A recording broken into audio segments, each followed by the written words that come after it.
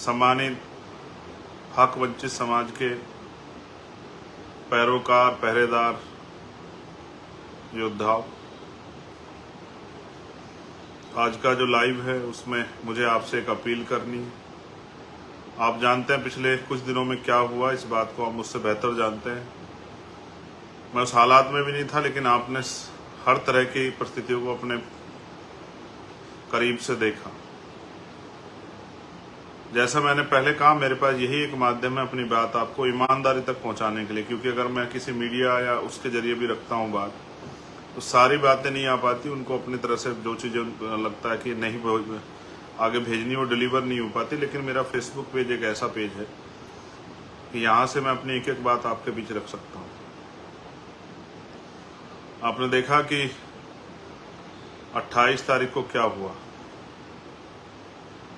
किस तरह से आपकी आवाज़ को कुचलने का प्रयास किया गया, किस तरह से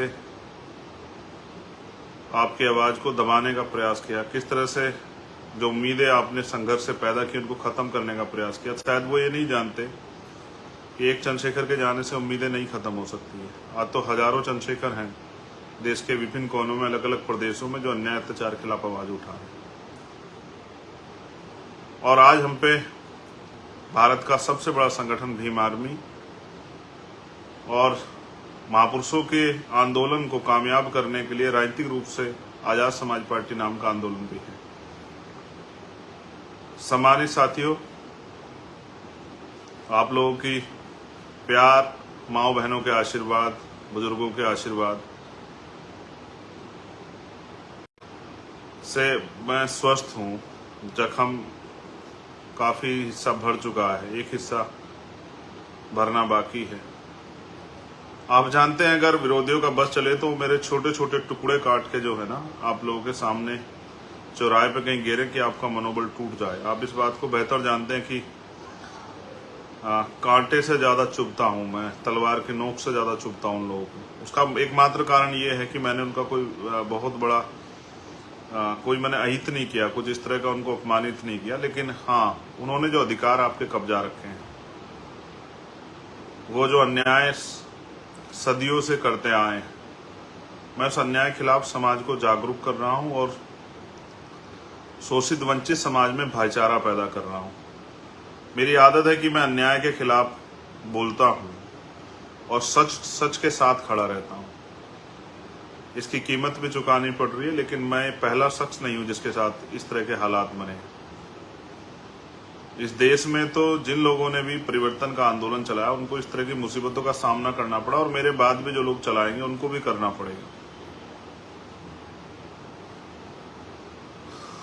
हम ये जो आंदोलन चला रहे हैं, ये आंदोलन स्वाभिमान सम्मान का आंदोलन है। ये बुनियादी अधिकार सुविधाओं के लिए समाज को तैयार करने का आंदोलन, जागरूक करने का आंदोलन है। इससे कुछ लोगों की दीवारें तो हिलेंगी, स्पेशली उन लोगों की जिन्होंने किसान का, मेरे नौजवान, महिलाओं, किसानों के अधिकार छीन रखे हैं, मजदूरों के अधिकार छीन रखे हैं। उनकी तो जड़ें हिलनी स्वाभाविक है। लेकिन क्या मैं उनकी जड़ों की परवाह करते हुए इस आंदोलन को कमजोर होने के लिए छोड़ दूं, या मैं गोलियों से डर के बैठ जाऊं? ऐसा मेरा, आप जानते हैं मेरा स्वभाव ऐसा नहीं है। मेरा नाम चंद्रशेखर आज़ाद है। मैं आज़ाद पैदा हुआ हूँ, आज़ाद जीऊंगा और आज़ाद ही मरूंगा। दुश्मन की कोई गोली, तोप भी मेरा हौसला नहीं कमजोर कर सकती। अच्छी बात है कि आज हम पे बहुत सारी लीडरशिप है, बहुत सारे लीडर हैं जो एक विधानसभा से लेके, आम गांव से लेके ब्लॉक, तहसील, विधानसभा, जिला, मंडल, जोन, प्रदेश और राष्ट्रीय स्तर पे आज हम पे लीडरशिप है। इसलिए मुझे इस बात का भय नहीं कि मुझे कुछ हो जाएगा तो आंदोलन रुक जाएगा। लेकिन ये गोली एक संदेश है आप लोगों के नाम कि अगर आप सीबीआई से आप नहीं डरते, ईडी से नहीं डरते, इनकम टैक्स से नहीं डरते, आप झूठे मुकदमों से, जेल से नहीं डरते, तो सत्ता के पास एक ही रास्ता है कि वो हत्या करा के गोलियों से जो है हमें हमारे काम से रोक दे। लेकिन सत्ता को ये एहसास नहीं है कि वो अपने आप को कुदरत समझ बैठे हैं। कि ना वो जीवन दे सकते हैं ना वो जीवन ले सकते हैं। जीवन भी कुदरत ने दिया है और जीवन भी वो ही लेंगे। तो जब तक जीवन है तब तक अपने नाम के विपरीत काम करूं, ये मैंने सीखा नहीं। लेकिन आज मेरी अपील आपसे इसलिए है क्योंकि आप जानते हैं कि 21 जुलाई को भीम आर्मी का स्थापना दिवस होता है और 21 जुलाई से जब से भीम आर्मी को हमने शुरू किया था 2015 से, और आज जो है जब इतना समय हो गया है तो भीम आर्मी की जड़ें बहुत गहरी हो गई हैं। हमेशा हम खुशी खुशी स्थापना दिवस मनाते हैं। जहां भी स्थापना दिवस मनाने के हमें आदेश होते हैं लीडरशिप से, हम उसको मनाते हैं। लेकिन इस बार स्थापना दिवस प्लस जो अन्याय करने का प्रयास किया गया उसके खिलाफ बुलंद आवाज उठाने का फैसला हम लोगों ने दिल्ली में लिया है। और इस कड़ी में मेरी आपसे अपील है कि आप देश में जहां भी रहते हैं, आप जानते हैं मेरा भरसक प्रयास रहता है कि मैं अपने लोगों के आय के साधनों को भी समझता हूँ, आर्थिक स्थिति को भी समझता हूँ, किसी तरह का दबाव उन पर नहीं देता। लेकिन क्योंकि ये आज ऐसी स्थिति है कि आपको जवाब देना पड़ेगा। हम गोली का जवाब जो है, हिंसा का जवाब भी जो है अपनी शक्ति से देंगे। लोकतंत्र है, सरों की कीमत होती है। जो लोग संदेश, जो अन्याय अत्याचार होते हैं वो भी समाज के नाम संदेश होता है। अन्याय अत्याचार के बाद वो जो उसको विभत्स किया जाता है, हीनियस किया जाता है, वो भी एक संदेश होता है कि अगर आवाज उठाओगे। बाबू जगदेव प्रसाद कुशवाहा को लगी थी गोली बीच मैदान में आंदोलन के समय में, ये एक संदेश था कि लोग डर जाएं। लेकिन लोग डरे नहीं, लोग चलते रहे। और जो लोग ईमानदार से काम करते हैं उनका साथ कुदरत भी देती है। इतनी माओ बहनों का आशीर्वाद है, मैं स्वस्थ हूँ और कुछ दिनों में फिर इसी ताकत से आपके बीच खड़ा हो जाऊंगा। और मैं फिर कह रहा हूँ क्योंकि मैंने डरना नहीं सीखा, तो मैं हर तरह के हमले का सामना करने के लिए तैयार हूं। लेकिन मेरा ये मानना है, जैसा मैंने कहा कि मैं आपके ऊपर कोई दबाव नहीं देता हूं, लेकिन इस बार मैं आपसे अपील कर रहा हूं, जिस तरह से आपने भोपाल में मेरे सम्मान की रक्षा की, जिस तरह से आपने भरतपुर में मेरे सम्मान की रक्षा की, जिस तरह से 21 मई 2017 को आपने दिल्ली में मेरे स्वाभिमान सम्मान की और इस आंदोलन की रक्षा की, अन्याय खिलाफ लड़ने वाली आवाज की रक्षा की। मुझे पता है मौसम खराब हो सकता है, मुझे पता है कि ट्रेनें रद्द की जा सकती है, मुझे पता है कि और तमाम तरह की मुसीबतें खड़ी की जा सकती हैं। लेकिन मुझे ये भी पता है कि बाबा साहब अम्बेडकर, फूले, साहू, पेरियार, मान्यवर काशीराम साहब को प्यार करने वाले लोग, उनका रास्ता कोई आंधी तूफान नहीं रोक सकती। मैं आपसे अपील करूंगा, चाहे लाख मुसीबतें आए, 21 जुलाई 2017 को मैं आपका 2023 को मैं आपका इंतजार करूंगा जंतर मंतर। ये मैंने भी एक कमेरी माँ की कोख से जन्म लिया है। ये लड़ाई कमेरा बनाम लुटेरा की है। एक तरफ वो लोग हैं जो कमजोरों के अधिकार छीन के, जिनको 75 साल बाद भी आज़ादी के हम इंसान नहीं नजर आते, जिनको तकलीफ नहीं होती अन्य अत्याचार जुल्म जाति करते हुए, माँ बहनों के सम्मान के साथ खिलवाड़ करते हुए, हमें जाति के आधार पर नीचा दिखाते हुए, धर्म के आधार पर नीचा दिखाते हुए, इस देश का जो 85% समाज है, जो दलित है, आदिवासी है, पिछड़ा है, अल्पसंख्यक है, वो सब कमेरा समाज है जो अपनी मेहनत के दम पे जिंदा है। और वो कमेरा समाज इस लुटेरे समाज के आगे बेबस है। लेकिन मैं समझता हूं महापुरुषों ने इतना जो है संघर्ष किया है कि अब ये बेबसी खत्म होनी चाहिए। तो मैं ये समझता हूं, मेरा ये मानना भी है कि आज तक आपने मुझे कमजोर नहीं पड़ने दिया, आज तक आपने मेरे स्वाभिमान सम्मान की रक्षा की। मेरी आवाज बहुत दूर तक जाएगी क्योंकि मैं जानता हूं इस पेज पे तो 12-13 देशों के लोग जुड़े हुए हैं, लेकिन स्पेशली जहां तक मुझे आवाज पहुंचानी है अपनी माओ, बहनों, बच्चियों, नौजवान साथियों, भाइयों, बुजुर्गों तक, जिनका खून में जिन्होंने मुझे सींचा है, वो मेरे साथी जो मुझसे मिलने आना चाहते थे लेकिन मेरे घर से आने के बाद मुझसे मिल नहीं पाए, जो मुझसे प्यार करते हैं, जिन्होंने 7 दिन, जो रात को 3-3 बजे तक मुझसे मिलने आ रहे थे, जिन्होंने हमेशा मेरा हौसला बढ़ाया, मैं उस अपने पूरे बहुजन समाज से अपील करूंगा कि वो आए 21 तारीख को। आप जानते हैं किस तरह सरकार झूठे कानून बना के किसानों के साथ, अल्पसंख्यकों के साथ किस तरह का अन्याय कर रही है। आपने महिला पहलवानों वाला मामला देखा, जब हम उसको लड़ रहे थे तो बहुत लोग हमारे मजाक बना रहे थे। ये भी महिला पहलवानों के ऊपर भी आरोप लगा रहे थे, उनके भी चरित्र हनन कर रहे थे। आज चार्जशीट लिखी तो सबके मुंह बंद हो गए हैं, और जो बड़ी बड़ी बातें कर रहे थे उन पर भी जवाब नहीं बन पा रहा। मैंने हमेशा अन्याय के खिलाफ लड़ाई लड़ी है। कोई अन्याय हो, किसी के साथ भी अन्याय हो, मेरा ये मानना है कि उन माओं के आशीर्वाद से आज मैं सुरक्षित हूँ। लेकिन मेरा ये भी मानना है कि वो सब लोग मुझे आशीर्वाद देने, और इस आंदोलन में, क्योंकि लोकतंत्र है, अपने आखिरी कार्यकर्ता की सुरक्षा भी हमें करनी। जैसा मैंने आपको कहा, मेरे आज भी याद है जो 21 मई 2017 का आंदोलन था, आप लोगों ने इतनी ताकत दिखाई थी कि सरकार की जड़ें हिल गई। लोकतंत्र है ये, इतनी बड़ी 85% बहुजन समाज की आबादी को इग्नोर नहीं किया जा सकता। वो मेरा इनकाउंटर करना चाहते थे, उनकी हैसियत नहीं पड़ी मुझे छूने की, बे कहने की। अब वो मेरे खून से होली खेलना चाहते हैं। मैं उनका पहला शिकार हो सकता हूँ, आखिरी नहीं। हमारी लीडरशिप बहुत है, वो उनको भी नुकसान पहुंचा सकते हैं। उनको जवाब देने के लिए पूरे देश में जो हमारे पहरेदार रहते हैं इस आंदोलन के, जो मुझसे प्यार करते हैं, कभी शायद ऐसा अवसर नहीं आया कि मैंने आपसे कहा, लेकिन आज मैं आपसे कह रहा हूं कि आप सब आना, आप अपनी रोटी लेके आना मेरे भाइयों, पक्का राशन, कच्चा राशन लेके आना कि आप 2 दिन को संभाल पाओ। अनुशासन में आना, अपनी शक्ति के प्रदर्शन के लिए आना, इस आंदोलन में मील का पत्थर ठोकने के लिए आना, और उनको ये एहसास कराने के लिए आना कि हमारा भाई अकेला नहीं है और उसके खून से होली नहीं खेलने देंगे हम। देखो, मैं उस दिन भी चाहता तो बहुत बड़े डिसीजन ले सकता था, लेकिन मेरे कंधों पर जिम्मेदारी। हमेशा बहुत सारे लोगों ने भीम आर्मी को कह के इग्नोर किया है कि ये नौजवान लोग हैं, अनकैडराइज लोग हैं, और इनकी वजह से मुकदमे होते हैं, ये बेमतलब की बात करते हैं। मैं सच मानता हूँ, एक आधे साथी को छोड़ के, वो भी गुस्से में उन्होंने कह दिया होगा, लेकिन जिस तरह का परिचय इस बार आपने दिया, आपने मुझे गर्व करने के लिए मजबूर कर दिया। मुझे, मेरा दिल जो है जीत लिया आपने, कि आपने पूरे देश में ज्ञापन दिया, लेकिन किसी भी तरह की कोई हिंसा और कोई गुस्से की खबर नहीं आई। इससे स्पष्ट होता है कि आज हमारा संगठन कितना कैडराइज है। पूरे देश में लाखों लोगों ने ज्ञापन दिए, हमारे बहुजन समाज के सभी लोगों ने, मुस्लिम भाइयों ने, गुजर भाइयों ने, जाट भाइयों ने, सिख भाइयों ने, सब लोगों ने ज्ञापन दिए।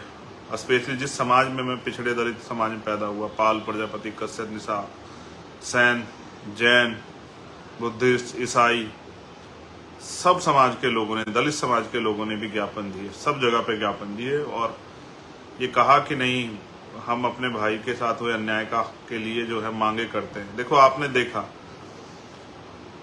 मैं पहलवानों वाली प्रकरण को एक बार जरा आपके सामने रखता हूँ। सब लोगों ने मजाक बनाया, सब लोग हंस रहे थे, विपक्ष के में भी कुछ लोग शामिल नहीं हो पा रहे थे, सरकार के लोग मजाक बना रहे थे, लेकिन अंत क्या हुआ? खुला ना, आपने देखा किस तरह से एक ताकतवर व्यक्ति ने देश की उन बेटियों को नोचने का काम किया जिन्होंने देश का गौरव बढ़ाया। और अब भी इस घटना में जब इसकी सीबीआई जांच होगी, आप देखना बहुत सारे सफेद पोस्ट खुलेंगे। विपक्ष पक्ष के बहुत सारे लोग ऐसे होंगे जो चाहते हैं कि चंद्रशेखर कल का सूर्य ना देखे। सच है, मैं कल का सूर्य नहीं देख पाऊंगा, लेकिन वो तब होगा जिस दिन मेरा समाज मेरा साथ नहीं देगा।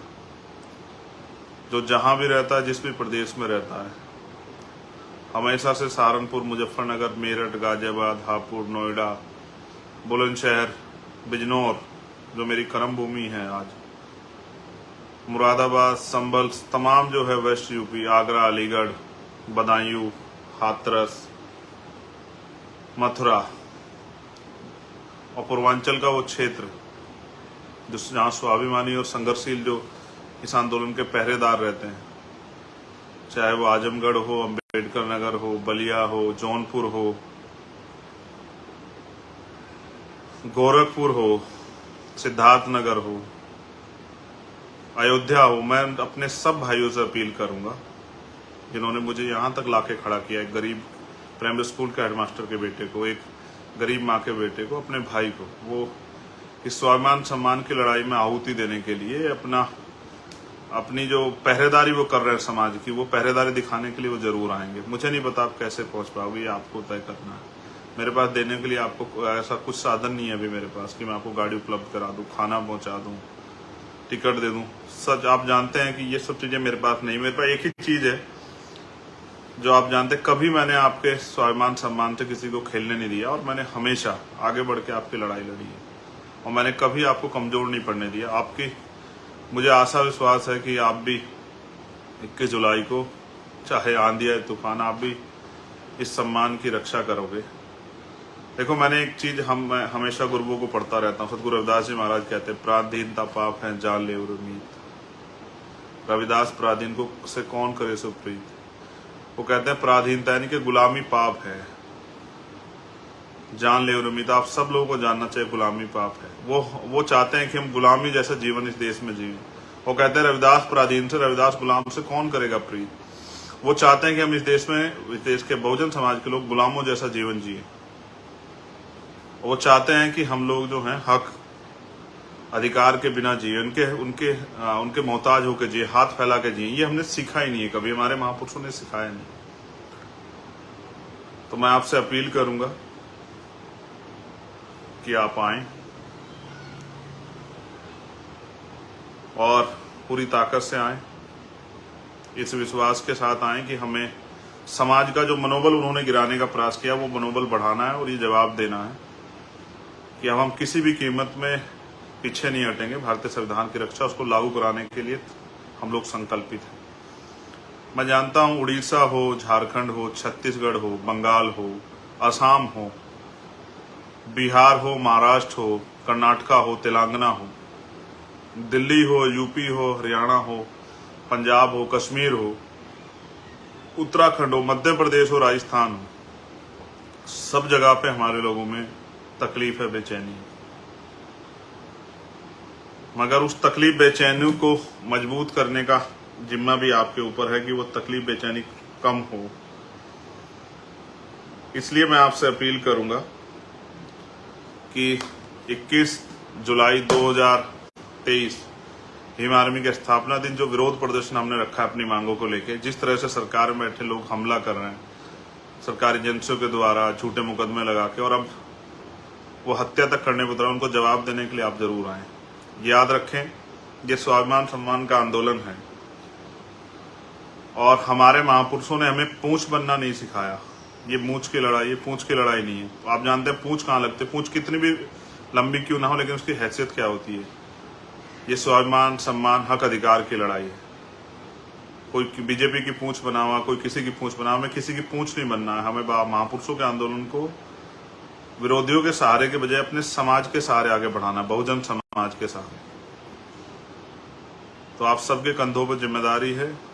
कोई आपका निमंत्रण नहीं है, कोई आपको बुलावा नहीं भेज सकता हूँ, फोन नहीं कर पाऊंगा सब लोगों को, लेकिन हाँ सच है कि 21 तारीख को जंतर मंतर पे आपका इंतजार करूंगा। बहुत प्रयास होंगे, रोका जाएगा। मैंने कहा ट्रेन रोक दी जाएगी, धारा 144 लगाई जाएगी, आपके क्षेत्रों में नोटिस भेजे जाएंगे, सब कुछ भेजा जाएगा। लेकिन याद रखना कि आपका खून, आपका भाई आपका इंतजार करेगा। और मेरा ये मानना है कभी आपने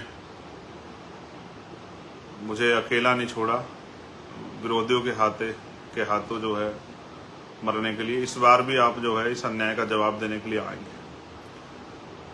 जितने ज्यादा लोगों तक पहुंच पाऊं उनसे प्रयास करूंगा बात कर। जिनको ना पहुंच पाऊं वो समझना कि सीधा वो मुझसे दिल से जुड़े हुए। 21 तारीख में आए, अनुशासन में आए, ये तय करके आए कि सुबह 10 बजे पहुंचना और शाम के टाइम 5 बजे तक आपको रहना ही रहना है। जिसको जहां जगह मिले वो वहीं बैठ जाए। मैंने कहा मैं आपको भोजन भी अवेलेबल नहीं करा पाऊंगा।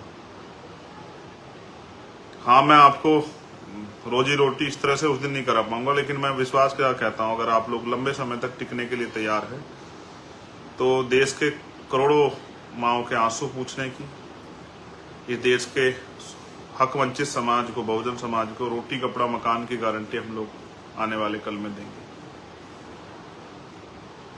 और क्योंकि मैंने सुना है कि आदमी भूखे पेट रह सकता लेकिन अपमानित होकर नहीं रह सकता, तो मैं मानता हूं कि मेरा स्वाभिमानी समाज जो लंबे समय तक अन्य अत्याचार को सहता आया, सदियों तक जिनके साथ अन्य अत्याचार, अब तो वो अपने पैरों पर खड़ा होने का मन बनाएगा। वो जुटाएगा साधन, वो आएगा। और मैं इंतजार करूंगा। जय भीम, जय भारत, जय मंडल, जय जोहार, जय संविधान। उन माओं को, बहनों को नमन जिन्होंने आशीर्वाद दिया, जिन्होंने तकलीफ महसूस की। उन भाइयों का स्वागत, क्रांतिकारियों का, पहरेदारों का स्वागत जो आने वाले हैं। उन बुजुर्गों का आशीर्वाद और महापुरुषों के विचारों का जो आशीर्वाद हमेशा मिलता रहे। आपका भाई चंद्रशेखर आजाद 21 जुलाई 2023 को जंतर मंतर पर सुबह 10 बजे आपका इंतजार करेंगे। याद रखना, मैं मर सकता हूं लेकिन झुक नहीं सकता। ये आप याद रख लेना। और आप ये भी याद रखना कि मेरी जान जा सकती है लेकिन मैं आपके स्वाभिमान सम्मान को कमजोर नहीं पड़ने दूंगा। मेरे लोगों की आवाज गोली से भी तेज है। वो 21 जुलाई को सुनाई देगी पूरी सरकार को, पूरे देश को और दुनिया में रहने वाले लोगों को भी मीडिया के जरिए वो सुनाई देगी। क्योंकि दिल्ली में दुनिया भर का मीडिया है, वो बताएगा कि यहाँ के बहुजनों ने आज़ादी का ऐलान कर दिया है। यहाँ के किसान कमेरों ने, मजदूरों ने हुंकार भरी है और अब वो गुलामी के जीवन से बाहर निकलना चाहते हैं। वो अंदर अंदर सुलग रहे हैं। क्या तो सरकार ये अन्याय करना बंद करे, वरना इन सरकारों की कुर्सी को उखाड़ फेंकने में वो ज़्यादा समय नहीं लगाएंगे। धन्यवाद। 21 जुलाई 2023 सुबह 10 बजे जंतर मंतर, दिल्ली।